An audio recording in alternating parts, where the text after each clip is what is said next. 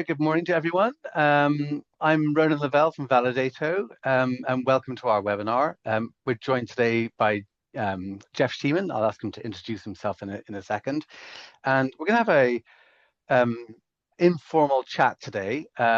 Jeff is a very seasoned CISO. We're going to talk about how CISOs and security teams deal with threats and how the security teams can configure their setups to deal with threats and move at the speed of threat. So with no further delay, Jeff, do you want to say hi and just say to the attendees who you are, where you come from, what you do? Sure. Thanks for the time and thanks for the short introduction. My name is Jeff Schiemann. Most recently, I've completed a 5-year engagement with a crypto bank protecting digital currencies from Tier 1 actors. Before that, I was Chief Security Officer for a blockchain enabling company. And before that, relatively a field CISO for a large telecommunications company throughout Europe. Really bought into the idea and have seen the workings of how threat-informed defense can protect us from Tier 1 actors and how we can flip the paradigm and stop these type of attacks early with threat-informed defense.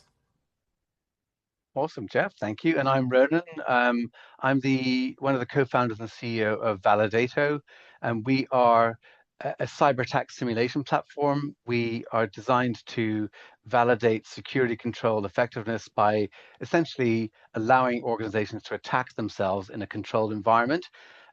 Simulated adversarial behaviors, essentially. And we're trying to determine whether controls were able to detect and also block or prevent the attacks from being successful.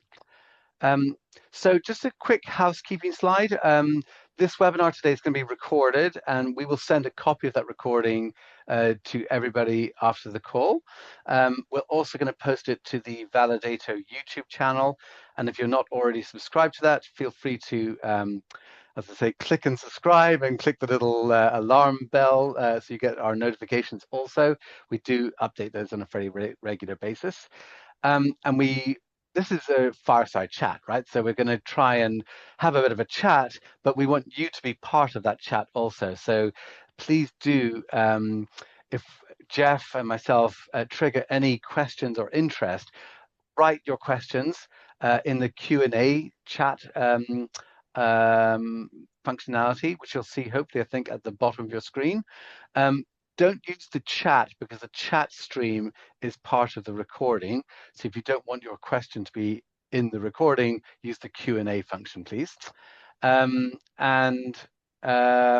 think that's that. So I think what we're going to talk about is a couple of themes and topics and then elaborate around them. And, you know, this topic here, the threat landscape in 2026, you know, when we first planned this event, 3 or 4 weeks ago, had a flavor. It now has an extended flavor given the geopolitical situation, and even in the last 24 hours, some activity that's happened in that space. So we're going to talk in this section here a little bit about what is happening in the threat landscape, what is emerging, what are the key trends. You know, Jeff has a big track record in history in financial services and telecoms. So what does it mean in those sectors in particular, but also in others? It's really interesting to understand how do we get here, but also how modern attacks actually are executed. So in the last 6 months, you know, we've seen a range of very high profile incidents, some of them with the same threat actor, say the scattered spider attacks that started, really targeting the TCS outsourcing kind of model, but really affected their customers. So, you know, Harrods, Marks and Spencer's, Jaguar Land Rover, Qantas Airlines. And then how that group then kind of remarketed themselves, kind of advertising to the world what everybody really already knew, and that really rarely is one threat actor in an entire kill chain. And, you know, scattered lapsus, shiny hunters, or whatever they want to call themselves these days, just as a, you know, if you break down the little brands of all the different groups that do initial access broking or compromises, privilege escalation, etc., you know, is it is it valid to try and attribute attacks to threat actors when the threat actors themselves may be distributed and maybe combined with other groups? And we also saw, Jeff, in at the beginning of this year, at the end of last year, a series of major attacks in Poland in the energy sector, so renewable energy sector, where there were criminality-based groups, again, split into lots of different factions. There were at least two state actor groups who, according to, I think it was the Talos report, um, were not aware that each of them were in the same account. So let's maybe start there, and we'll maybe pause on the geopolitical thing for a few minutes' time. But those are some topics and food for thought for you, Jeff. Yes, you rightly raised the number of threat actors, and depending on the criticality and category of that threat actor, what are we seeing in terms of emerging threats through 2025 and into 2026 now? And I think it's important we always go back and we sort of figure out how we got here, right? So the latest sort of view of how we can get here or how we got to where we are is sort of through NTC Vulcan leaks in 2023 that led to, obviously some of the largest erosion in defense techniques. So increasing defense evasion capabilities, tactics, techniques, and procedures of the attackers, and really shifted us from what had been, credential harvesting throughout 2025, late 2024 and early 2025 to really persistent campaigning, which is what we're starting to see major tier threat actors, whether we're looking at the node package management hack, NPM hack, and Shahadud worm, that they're seeking long-term persistence. So we're seeing less of the smash and crash and get the credentials, go into black markets. We're seeing much more a longer-term focus, and we're continuing to see more focus on the supply chain, right? So whether that's the Bybit attack for 1.5 billion lost through a supply chain, or the supply chain enablement of the NPM hack that happened last year, and all the different packages that have been hacked, and the worm that continues to spread, we're continuing to see attackers look for the opportunistic of a long-term persistent attack in a network to gain a foothold and then to increase their ability to leverage that network, either directly for financial gain or in the latest 24-hour scene in the Striker attack to hack the Vista network to disable their devices. Indeed, and so maybe let's segue into that Striker attack. So Striker, if you don't know, actually I might just put this on screen for you, is a medical devices company that within the last few days has reported a major, essentially emergency within their organization. It's kind of like a ransomware attack, except without the ransom. So very geopolitically orientated. The Khandala group has been apparently linked to this. They are not from Iran, but they are sympathetic to Iranian political causes. And it's kind of interesting that they fried all the computers in Striker. People can't access email, but there's no ransom. So just help us understand because you went through a similar process, Jeff, yourself, in trying to align your defenses to prevent these type of attacks. So from a CISO's perspective, how does this resonate with you? What would you be doing in this situation? Or even if you were in the periphery of this industry, what kind of questions would your board be asking you about this kind of incident, for instance? Yeah, I'll use two really good reference models in my career. One is the Saudi Aramco hack. I had the ability to participate in some of the incident response for. This goes back to the first use of the Stuxnet worm outside of Iran almost a decade ago. And the second one is the MOVEit ransomware attack, where we had just completed inside of the financial organization I was a part of at that time, a purple team based on what was known about the campaigns from Black Basta. And we could say within a matter of weeks of completing that purple teaming internal with an external red team coming, teaching our SOC security analysts what to detect for. When the board members asked for MOVEit ransomware, were we vulnerable? We could say not only was our supply chain not vulnerable, we could say we would detect X amount of percent of those detections from their campaign. So having the ability to do detection, confirmation, validation in your networks and to have confirmation that everything is working as it really should enable everybody to have those board conversations. You can have them one of two ways. You can hopefully have them positively, where you have the information on hand and you send that email to your board or to your CTO or executive team. We've seen this latest attack. We've seen their campaign. We've mapped it. We are X amount of percent secure against it. Or you can get a 3 o'clock in the morning call from somebody, from a board member or from somebody in your supply chain. Where are you on this? Obviously, you want to be more proactive in this area.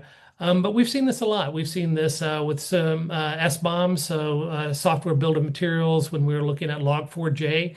It really benefits those people to be more prepared and to know their detection infrastructure is working and to be able to quickly map that to what's known about the attackers. And that's where threat-informed defense really comes in to its benefit of being deployed in the company. That gives CISOs at that level really proactive, positive information to go back and engage with executives to prove the security spend. What can be very ephemeral at times like this, it's very tangible what that spend can be, and to prove that we've made the companies safer along the way. Thanks for that, Jeff. I think just to illustrate what you were talking about, I don't mean this to be a complete advertisement for a Validato, but one of the missions that we're trying to achieve at Validato is to allow organizations to do those kind of purple team type simulations. The impact analysis of Black Basta or Handala Group or whoever the threat scenario might be. There may be organizations on today's call where you do want to know how resilient you are against, if you're exposed to geopolitical industries, or your industry might be exposed to geopolitical effects. So what is the impact of Iranian or Iranian sponsored, for instance, threat actors? And you can use tools like this to run different scenarios and impact analysis on these.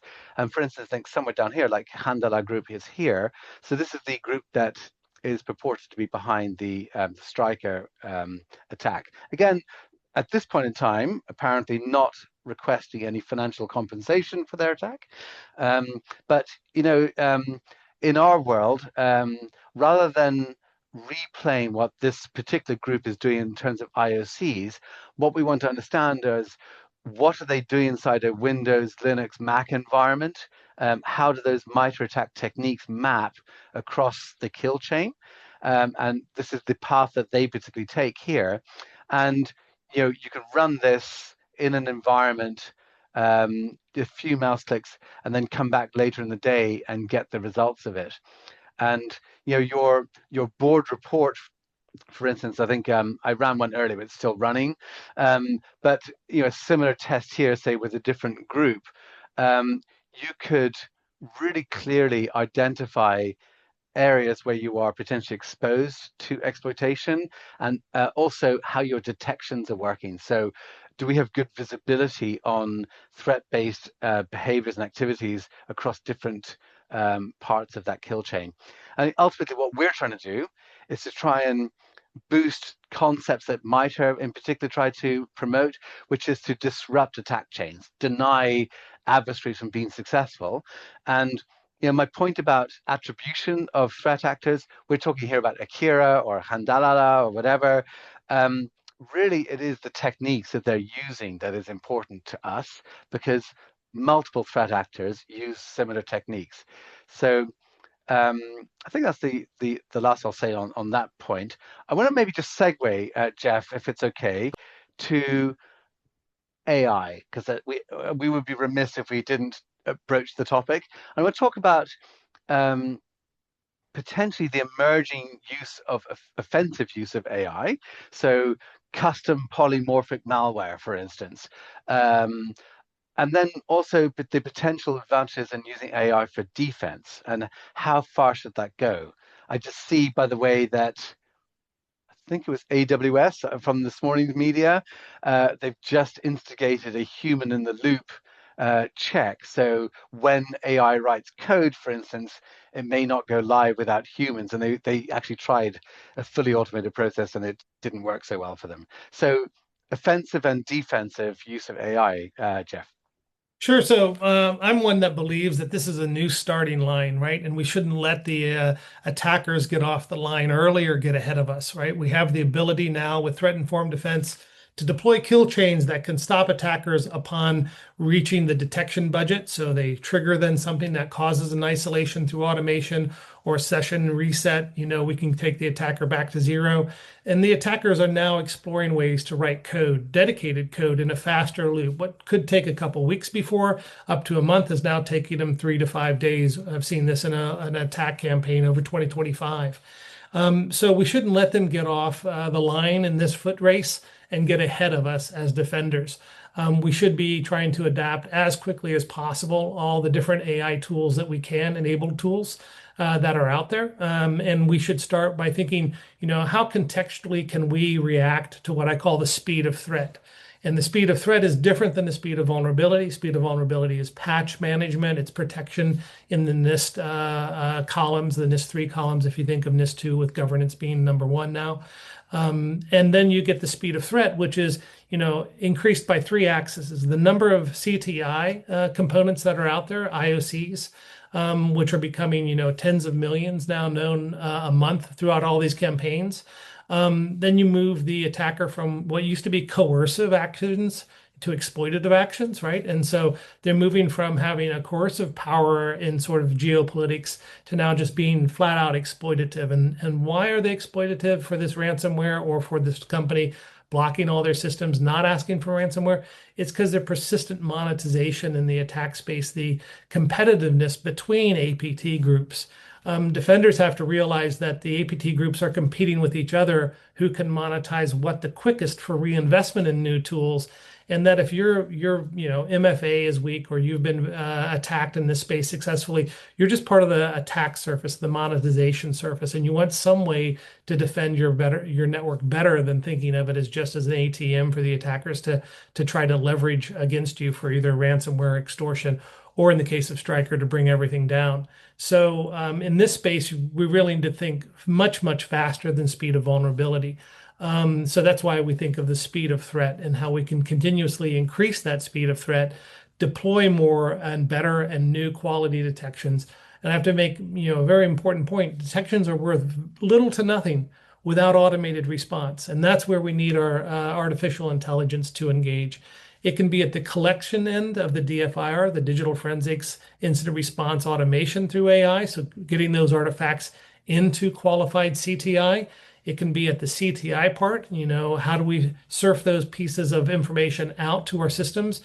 Some information we don't need. If my system doesn't use Oracle, why do I have thousands of pieces of CTI on Oracle, right? So we need a thinner channel of pipe so we can be faster in velocity. And when it comes into the SOC, how do we deploy detection as code and response as code in the Security Operations Center? If you think of this as an all as observe, organize, decide, and act loop, an ODA loop, the attackers will get ahead of us if we don't plan to be at a higher speed, a higher operational tempo. And I don't think we can get there with humans. Some people have asked me directly, are you afraid that AI could create a mess? I can honestly say this in my 30-year career. I can clean up an automated mess quicker than I can clean up a human mess, right? You can So this undo is the automation. very insightful commentary there. But I think also I want to just introduce, well, it was the Department of Defense in the United States, and they, rather unhelpfully rebranded themselves as the Department of War. However, they did recently launch a new cybersecurity risk framework construct, which I think is completely groundbreaking. Um, it articulates what people have been saying for a long time, but in a policy document, it makes it policy, it makes it strategy, and then tactics come out of that. And it essentially acknowledges that in a digital environment, you cannot do point in time assessments anymore. The questionnaire is out the window. You need to have digital signals monitoring performance testing on a consistent and constant basis, so that I think you mentioned to me on a previous call, Jeff, the difference between resilience and Persistent, recovery with persistence, right? persistence. Yeah. So please talk about that because it's super insightful. Yeah, so resilience we've had in for the last decade, and a lot of European regulation, NORA and NIS2 have moved in this idea of being resilient. Resilient comes from sort of business continuity to disaster recovery planning. How would we recover from a full stop in operations, or how would we continue by other means of the business through continuity? And that's nice for resistance. But governments are moving to what they call cyber persistent theory, and there's a great book policy book written in this area. If people are interested in Googling that, I had a chance to chat with one of the authors last year of that book, and they're coming out with more information in this government view that you should be persistently engaged with monitoring the threat actor. You should be persistently engaged with continuous detection validation. So, as we've seen in this too, proving that your detections work through continuous validation. The ingestion of that CTI continuously changes the surface of your network, right? What you're blocking, what you're allowing. That's confusing the attackers through the kill chain. The attacker might make 2 steps today, and an hour from now, with new ingested CTI, he might only make 1 step. So that continuous improvement and ingestion of CTI, and then the persistent research. Those 3 Ps really lead up to the persistent idea of not only surviving an attack, continuation of other means, through BCM, but persisting in a business environment past the point of attack, getting better from it. And I think that's the real challenge is we have to all understand, we could go back to carbon paper and printers and copiers, but that's not going to help our cyber investment, our investment in AI. That's not going to help our cloud investment. So we have to figure out how to persist and get better from each knowledgeable, curated attack that an attacker launches upon us. What does it teach us about our own systems? What are we doing right? What can we do better? A successful defense against an advanced persistent threat actor, as I've seen over the last 5 years, protecting cryptocurrency, is just a hard purple team. But a unsuccessful defense against a threat actor is either a breach or a really hard lessons learned red team.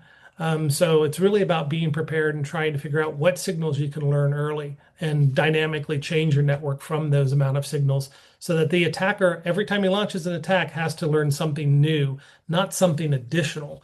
And that's where we are with persistence attack theory and cyber persistent theory in this sort of engagement idea. Yeah, indeed. I want to shift the conversation, if it's okay, for other cybersecurity leaders that are on the call today. And so we're talking about emerging and evolving threats, methods on how to deal with those threats. But as a CISO and a security leader, there are other things at play as well. So not just defending against threat actors, but also complying with regulations and legislation, particularly in Europe. So financial services with DORA, critical industry with NIS2. There's the Cybersecurity and Resilience Act about to make an appearance in the UK, which is a bit of a mashup between those 2 pieces of legislation, but nonetheless, a focus on operational resilience for critical industries, and how that is defined is getting wider and wider. So used to be, a very small number of organizations, sectors. Now it's, I think NIS2 is 15 different industries. So how does this affect what security teams do? How do they plan their strategies? Where does compliance fit into all of this? Is it a headache, or actually is it? People always say compliance is not security, but actually if the focus is on operational resilience, so whether it's the Department of War's risk management construct or whether it's DORA and S2, is it helpful? Is it not helpful? What do you think from a CISO's perspective? Well, compliance and I tie the 2 together, operations and compliance. Compliance can really monitor whether or not your operations have a playbook, a resiliency set within them that allows them to become persistent. And I'll give an example of this. If you're in an organization that has deployed an EDR and the view of the organization is traumatized by intrusion detection and prevention, by deception network, and the view is the EDR is working because it's never sent us a signal, it's never gone off, right? Then we have a disconnect between what the organization is buying and what the organization really trusts. The other balance of this is if your analyst goes into a possible engagement, your triage analyst is tier one analyst is engaged with a ticket, and the first thing he does is have to check whether or not his detections are working correctly. Then he's looking at the wrong part of the signals coming from the information system. And a lot of times, analysts are questioning whether or not the information is coming in from the EDR system or from the IDS IPS system correctly. And so they're revalidating. What we want to get away from is that model. We want to get into action first. And so compliance helps us check. Compliance will ask the questions. Cyber risk here in Switzerland from the Financial Monitor asks, how often have we audited and checked our detections? When we were able to show them that we were doing them on a monthly basis, had over 400 custom detections in our rulebook, and that we had many more under design and test already, and those into production employment. So it's a tool that now allows you to prove to the regulator or to the compliance part of the business that we are investing the money wisely. Also, in that investment, it can help you in an actual attack with an APT group. Is if you have one piece of information that possibly is in test, maybe it's created a little bit larger signal volume than you've planned for. Maybe you haven't rolled it out because it would affect your signal fidelity. That when you see that being used in an attack, it can then shrink your life cycle. You can suddenly say, hey, we need to be deploying information quicker into our systems to defeat attackers better. So I see these as sort of the yin and the yang. You need to tie the operating behavior of your analysts and your triage analyst and your overwatch in that SOC department to that it clearly trusts the rules that are firing. I would rather learn later that I isolated a PC and didn't have to isolate it because I had a low fidelity rule and we could go back and improve it rather than trying to clean up what Stryker's looking at, right? Yeah. So we'd rather act first. And I think that's something that comes with detection, validation, confirmation is that we give the power for the analyst to act first and triage second, rather than the old NIST standard of 853, which is analyze, analyze, analyze, and then act. We should be automating our first line actions so that we buy time for the analyst to then triage the severity incident without putting all the time pressure on the analyst before acting. So I think also, you have this traditional in sort of cyber risk or compliance functions where the historic focus has been like a shopping list of capabilities. Have you got security awareness training? Have you got EDR? Do you have a SOC or do you use an MSSP?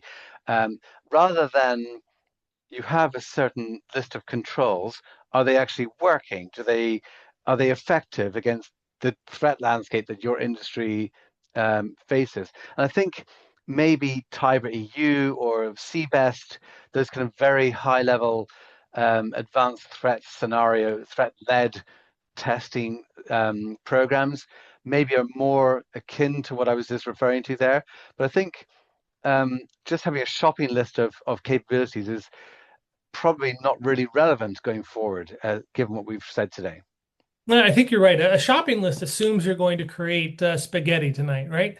And every attacker is going to use, chop suey to hit you, right? To use a food analogy because it's close to lunchtime. So if you're basing your threats on your current budget and your spend is looking at, part of your NIST towers. So this is governance, identify, protect, detect, respond, recover. And then you're looking at assets across that people, data, devices and network. You really need to be using your shopping list as planned over this grid of NIST capabilities and figuring out where you don't have spend or where you have weaker capabilities. And you can take that in the data, the user space, because identity is clearly an attack surface, device space. You can take that and then map it across the attack capabilities of attackers, so the TTPs of attackers. And you can quickly start to form an area where just 20% more spend, say in identity space or in the data protection space, would allow you to put 2 or 3 more kill chains in place, right? Detections that you can automate into isolations. This is an iterative space. So an attacker comes in, he doesn't get you in a single chain. He has to come into credential access. He has to come into access to a system. Then he has to come in possibly straight into defense evasion techniques. And that iterates several times. So you stack 20% on top of 30% on 40, 50, 60, 80%. Eventually, he will use up what is the attacker's detection budget, and he will start to trip alarms and trip wires. And in a very fast-paced environment, breakout time is now under an hour. We need to start be looking at how we can get the attacker to spend that budget to set off the alarms, detections, and automations within 20 to 30 minutes. And that's a realistic thing to do. And what a beautiful segue into our next topic.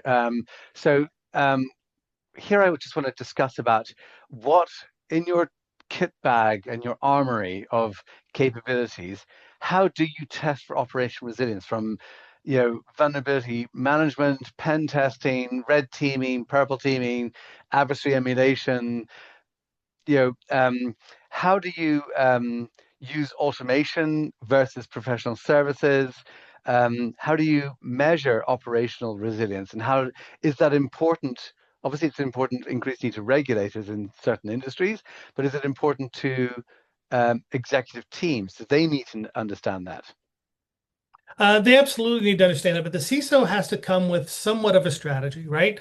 So if it's reading a book like Cyber Persistent Theory and saying, okay, we're going to practice this past shift left, past just survivability, resilience, are we going to persist in a contested environment with an adversary who's attacked us? We're going to learn something from it, get better from it so that the next attack has to be more dynamic, more costly, and move them on. Or are we going to, practice something, from 5, 6, 7 years ago, which is more defensive security? We'll layer on more firewalls. We'll actually make the environment more complex to protect and require more patching. So we need the CISOs to really come together with a strategy, and it's going to be different for every company. I've seen companies with, multiple layers of SOARs, different technology stacks, front, middle, and back. I've heard the discussion about not deploying EDR on core banking systems. I've seen almost every core banking system now have EDR of some sort deployed, multiple layers of technology. So really, it's about figuring out what is the 3 or 4 sentences in that strategy that can be understood by your executive and board members. And I think we get down to persistence is survivability after the attack. Resilience is just operating, survivable from a different perspective. But persistence is surviving, learning, and re-engaging the systems, reorganizing the systems.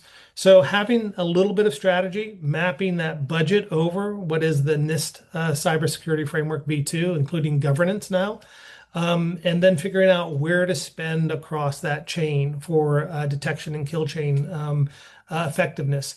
I would challenge every thought leader out there and CISO out there with one key question is that do we detect vulnerabilities or do we identify vulnerabilities? Do we detect threats or we detect threats, identify threats? And the reason being is, vulnerabilities are binary. You have them or you don't based on patching. So you either have version 12 or you have version 12.1.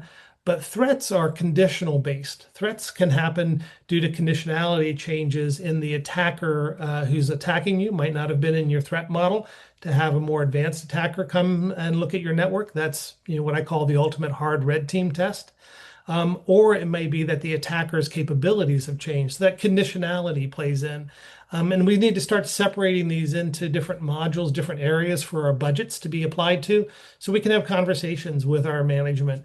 Yes, I reset the sessions for, our finance team when they logged in from an unknown IP address this morning. 5 minutes of disruption to clarify, what that meant for the analyst on duty versus, hey, maybe not so smart to isolate the core banking system. If we had something go on there that didn't set off more than one alarm. So If I was just to sum all that up, it sounds like there's this fine, like tightrope walk that you've got to make, maybe on a bicycle, maybe with some books on your shoulders, trying to balance the enterprise's risk appetite and whether they have the maturity to understand about cyber risk and how that impacts. So it's maybe easier to say in a banking environment that the core banking systems, thou shall not fail, do not touch them, don't interfere, so don't put EDR in it in case it disrupts the operation of that platform or that system. But there has to be an understanding of a risk appetite, like what is acceptable, what is not acceptable. so that it dictates your group's actions, I guess. Would that be accurate? Correct, correct. And that risk appetite needs to be set not just from a tolerance, but from risk perception of, where can you act, where are you investing? So that transparency back to the budget. And since I'm in Switzerland, I use an analogy. I use Roger Federer. Everybody knows him here in Switzerland. He's one of the greatest tennis players in the world. And when people say, "Hey, do you have enough budget?" And I said, "Well, I'm the best at detecting and protecting our network that I can be." And Roger Federer won 82% of his games. He lost 18% of them. So, 1 out of 5 engagements, you need to be realistic. You could either lose or learn something from. But if you look at the detailed context behind how cybersecurity is moving so fast, and use the analogy of Roger Federer, he won those 82% of his games by just 4% of points, which is an incredibly thin margin, which means you have to have actionable, contextual, and timely information, CTI, detection rules response. You have to have that immediately available when the attack happens. And you have to be able to trust that in terms of contextually, did we spend in the right area? Are we seeing the right signal? Do we have the right automated response? And that's a continual validation and a continual challenging, to what's capable coming from the threat actors. What have they reinvested, monetized their tools in, processes in to create new TTPs against us, and continual learning in our blue teams, purple teaming engagements, and red teaming. Just to give an overview, I ran a red team on the Bybit attack, persistent attack against the Bybit exchange that won APT38 North Korea, Lazarus, 1.5 billion. And out of all the things that you can do, you can learn from that, but you can still come back 6 months later and find 5, 6, 7 new things that have emerged. So it's not a static one-time test in your environment. It's an ongoing rolling test. And that's why I think the continual engagement, the red is the new purple sort of view. So I think this is actually also a great segue into our last topic, which is about mapping adversarial behavior and frameworks. And what are the frameworks and tools that you can use to manage a modern security operations team and threat detection? So we've been talking a lot today about TTPs, which is clearly a MITRE attack. Well, it's not just MITRE attack, but it's a MITRE attack have adopted tactics, techniques, and procedures and mapped them in an enterprise capacity. But do you want to talk a little bit about maybe the shift from IOC only based security operations and defense to more behavior based and other models that you also are able to use? Yeah, so absolutely behavior-based is the way to go. You can still deploy a lot of the IOCs straight into block mode, right? You can look at them as they come in your CTI channel and decide what to do with them. You can parse them. You can look at a misfeed or not, a malware information sharing platform, and decide what to do with those. But when you have a TTP, an actual behavior-based TTP, you're looking for, are you collecting the right information inside of your organization to trigger something in that automated response? Like I said, so much lost of the security orchestration platform is the automated response. What does it trigger in terms of alerting or in terms of response? And we have to understand that Web 2 engagement frameworks are now piling, on with other engagement frameworks. We're going to see a cyber risk fraud management framework come out as well. So how to manage cyber fraud, so business email compromise, exploitation of elderly people who are stealing money, and extortion in that realm as well, because we've seen cyber fraud explode. You have to look at digital asset protection, ADAP, which is a framework also by MITRE that deals with exclusively digital assets and cryptocurrencies. And if people haven't looked at it, look at Atlas, which is also a MITRE framework looking at the exploitivity of AI. We saw Claudebot recently have, I believe, up to 20% of its skills were basically info stealers, right? So people are now contaminating AI models, attacking the AI models with additional tool sets. And that means that we have to be looking at additional frameworks here to sort of figure out where our validation is, where our risk validation is. We can't stay in Web 2 forever, which is just going to be the authentication authorization. We have to think eventually we'll be moving into fraud frameworks, digital asset frameworks, and AI frameworks. Awesome, Jeff. Thank you. I think we're going to move on if it's okay to take some questions because there are a couple of questions here already. And if you're too shy, you have been too shy, please type your questions in the Q&A box and we'll answer them right now. But maybe I'll just start with the first one here. Um, so how are we defining emerging threats and how do they differ from uh, traditional threat behaviors, I think I should say. Um, and should we care about emerging threats um, versus the behaviors that are essentially already out there? I think that's the gist of that question, which, by the way, is a great question. Yeah, so when I first joined a financial institution working exclusively in digital assets, my board immediately wanted me to run a red team. And I thought, oh, this isn't going to go very well. Jump into a new role, run immediately a red team, and you're going to find out all the existing threats. Let's call it the live off the land behaviors that are out there, the lobs that are out there, LSAS credentials being dumped and stolen, and people not triggering detections and isolations based on what had been credential stealers and low-hanging fruit. So all of that live off the land behavior or live off the orchard, and if you're in the Macintosh world or the Mac world, needs to be secured first. And there's a rich history. There's a large volume of information out there, detections that can be deployed, validation that can be run. You can do then threat hunting against that. And that will bring you up to a level of what I call hygiene, cyber cleanliness, depending on your organization's industry that you're in. In my industry, it becomes very, very high because we're looking at people stealing crypto, and those are nation state actors who are looking to do that, and nation state actors. In your industry, it may be different, but I would say first isolate all the known behavior, poor behavior that's out there, and then put that in a category of just washing your hands, right? This is everyday type of things we need to do. Then look at two, three, maybe no more than five to start with things that are important for your industry. Lapsus, Scattered Spider, if you're in the retail industry, take a look at those campaigns. Move It ransomware a couple years ago, Black Bastard, take a look at those campaigns, then run against those known campaigns through a tool. Again, I'm not a Validato customer, but I've run lots of tools in this area. It doesn't have to be done with a team of 20, 30 people, right? We're now looking at doing validation as either a service model or an outsourced model or with a part-time analyst internally. Run that known campaign that you've seen in the last 6 months, and then run that against your infrastructure and see how that's different than your cyber hygiene has been. You can bet today every CISO working for a medical care company has come in and started to ask the question, hey, if we ran the Halad campaign against us, the latest known intelligence, would we be able to stop them? What is the certainty of that stop? And where would we need to reinforce some spend with behavior and detections and response? And where are we maybe over-engineered at? I would rather have a kill chain that is 30, 40% in all of what I call the inner eight series, the inside eight of the from 3 to 10 of the MITRE attack, then have one that just relies on 190%, right?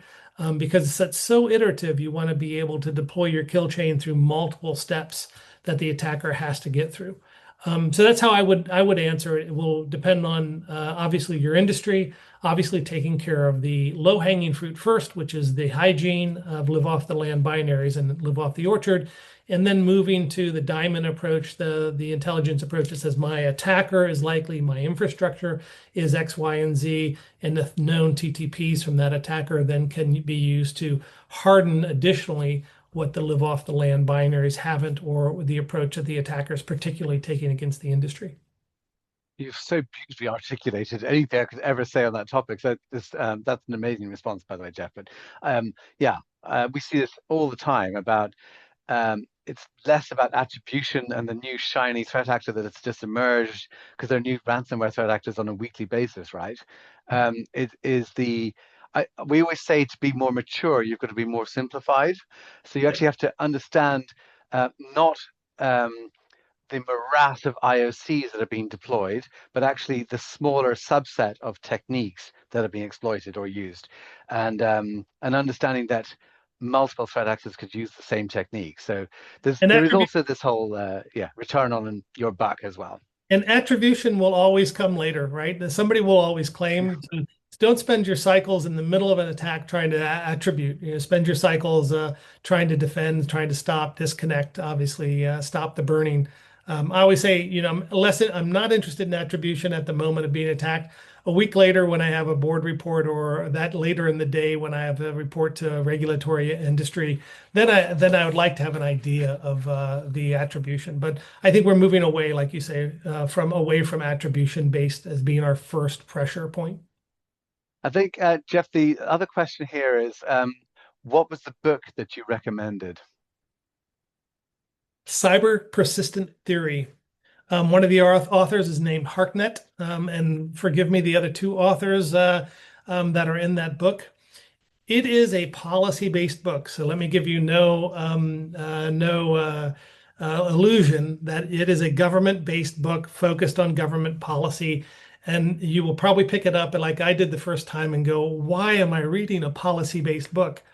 But then when you get into a couple chapters into it and you understand that it's based around the business necessity view of, is it necessary to change and is it sufficient to change model, it becomes a book that opens your eyes up to, oh, persistence in the cyber environment against an actor who's chose to target you, right? The contested environment. We now need to do more than just survive in, right? We need to operate in with the least amount disruption. We need to continue our digital asset assurity in the instance of pharmaceuticals or financial institutions. We need to assure connectivity for our citizens. And as we've seen, disinformation in the last 2 weeks of this, current kinetic campaign in the Middle East, we can't validate what is out there if we don't have connectivity. There is another book coming in this series, and it's going to deal with constant campaigning and what that looks like. And we're already there in a financial space. We're already doing continuous blue teaming, right? We're already doing or continuous red teaming, depending on the level of attacks that we're putting our stressing our infrastructure under. Which goes back, to the idea governments want to see us stress test. They learn more from what we fail on or the attacks that come through or cause us a response. As we get better at them, we can always dynamically change our networks. So Cyber Persistent Theory, really a good book, coming out with a second book on continuous campaigning. They have to have several sections declassified and also to be run through government processes. That book is just not popular among Western governments and the Americas governments. It's also hitting and landing in Europe quite well, and you'll continue to see governments adapt that in their military, but also their economic structure as they move forward. So Jeff, this has been super amazing. Really, really awesome. Thank you so much. Thank I you. have one last request. When you write your book on this topic, please include me in your forward. I will include you in the forward. I will thank everybody in Threat Informed Defense. This is a large community of threat informed defense people. If you're just coming to it for the first time, it may seem like that you've stepped out of the wilderness into a populated island. It's growing fast every day in threat informed defense from what used to be, a couple ideas 5, 6, 7 years ago to now major CTI changes and cyber threat intelligence changes and an AI changes. And like I said, for any defender out there, this is a foot race. We've started again with AI. Let's not let the attackers get ahead of us. Let's not be adversarial with the future. Let's adapt quicker than the attackers stay inside of their OODA loop, and good things will happen. Only bad things happen when the attacker can move faster than we can. Yeah. And with that, I'm going to thank everyone for their time today. Really informative, Jeff. Thank you so much for your time, Thank honestly, you. also. And as I said earlier, we'll send you a copy of this recording very shortly. Thank you and goodbye. Bye.